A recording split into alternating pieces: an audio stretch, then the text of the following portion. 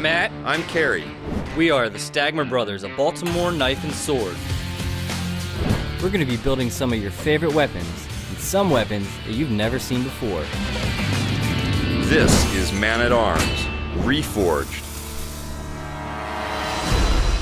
So we're going to be making Excalibur, King Arthur's sword, from the new game King of Avalon, done by Fun Plus. They sent us some really detailed images. Ilya had to do a few minor adjustments to make it really work in steel, but for the most part, we're going to work straight from their designs.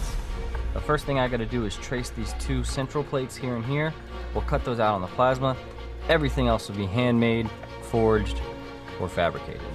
Could just trace this all the way through, but we know that these pieces are symmetrical, so we'll just mirror it over.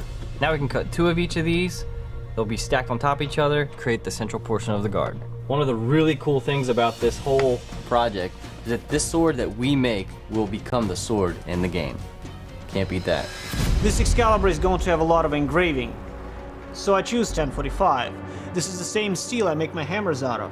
What I know about this steel is that I can engrave it fairly efficiently, and it responds very well to my cutters. Let's make the blade.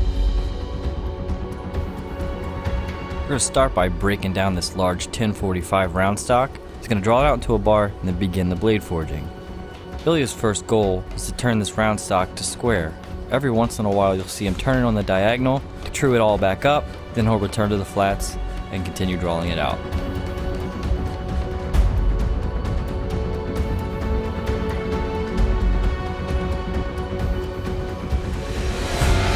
Now that he's got his desired length, he's going to cut off the handle, draw out the tang, and define his shoulder area. The cross guard for our sword is going to be made out of 5 separate pieces. The forged middle section, and then 4 separate overlays, 2 on each side. John's going to move the plasma cutter and get those overlays cut out. Ilya is then going to lay in a whole ton of hand engraving work on them afterwards.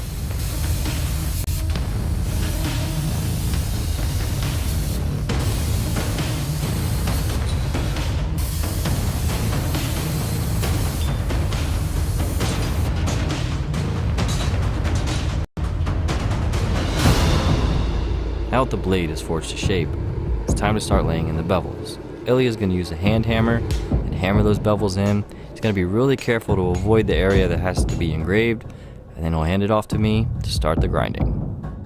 Ilya is going to heat up very specific portions